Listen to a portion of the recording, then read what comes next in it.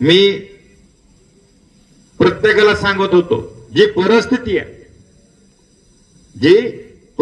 आहे सगळ्यांनी जावा, पक्षाचं काम करा. नाही, हा धनुकडे दिसतोय का, ह्याला तिकीट नाही, हा ह्याच्याकडे दिसतोय का, ह्याला हे नाही, मक्तेदारी आहे काय? ह्याच्यातल्या कुठल्या कार्यकर्त्यानं विरोधात काम केलं? मगाशी बापूने सांगितलं, अर्चना दराडे महिला आघाडीची आपली जिल्हा प्रमुख आहे. कुठला सर्वे केला? मला माहित आहे, ते माझे चुलतेच आहेत, आमदार आहेत. कोणी सर्वे केला? त्यांनी तर माणसं नाही लावलेली. सर्वे केला कोणी? कानात सांगणाऱ्यानं. काय केला? याला ह्याची बायको घरी तांब्या भरून देत नाही आणि ह्या अख्ख्या सर्कलचा सर्वे करून काहीतरी सांगतो का ताई निवडून येत नाही. बरोबर. तसंच तर समाधान सातवचं केलं. कुठं? देवळालीत. ज्या पद्धतीनं चाललंय हे काय, नेमकं काय चाललंय?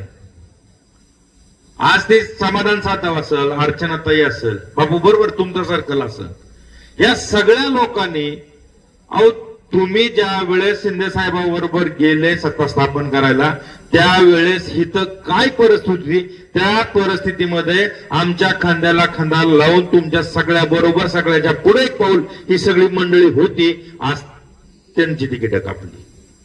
मग मला एकट्याला तिथे मिळून काय करायचं? अँकरिंग राहुल तू चांगला करतो, तू सांगितलं, ज्याला हिशोबात घेतल्याशिवाय जिल्हा परिषदेचा अध्यक्ष होत नाही, नक्कीच होणार नाही. पण जर असे सहकार्य सोडून जर मी तिथे गेलो तर मला जी पण गरज मला वाटतं तिथं लागणार नाही. कारण मला या सहकार्यांची गरज आहे आणि ह्या सहकार्यासाठी उठाव केलाय. कारण कार्यकर्ता सक्षम झाला तर नेता सक्षम होईल. आज मगनदास आहे इथं, ते पोरग चांगलं काम करतंय.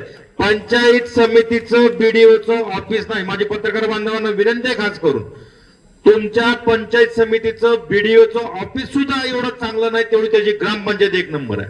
तुम्ही जाऊन बघा. जर बीडीओच्या ऑफिस पेक्षा ग्रामपंचायत जर तुम्हाला थोडी बी घाण वाटली तरी सुद्धा मी उद्याचा माझा विड्रॉ करून घेतो.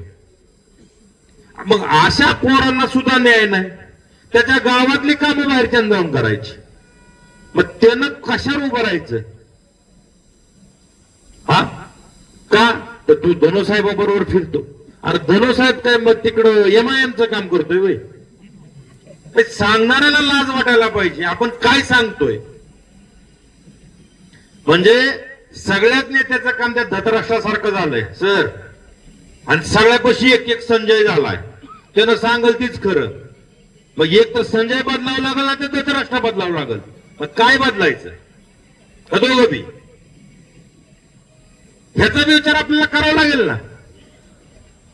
अध्यात्म मला बी चांगलं जमतं, अध्यात्म मी पण करतो. अध्यात्माचे दाखले जर तुम्ही द्यायला लागलात तर आधी आचरणात आणा, मग दाखले द्या. कारण बोलायला भरपूर आहे. वडीलधाऱ्याचा मान ठेवणं माझं काम आहे. मी मान ठेवतोय. याचा अर्थ असा नाही की मी बी राजा हरिश्चंद्र आहे.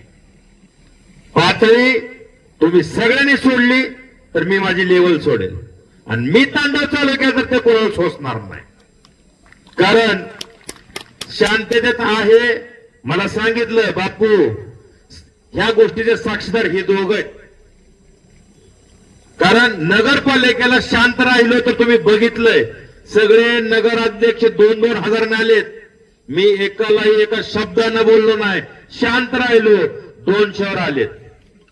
आपले नगराध्यक्ष फक्त किती? 250 मतांना आले. तिकडं 5. पण आपला 6वा नगराध्यक्ष बहुमत आहे. इथं मला वाटतं 8 आणि 9वा नगराध्यक्ष. शिवसेना फक्त बोललो नाही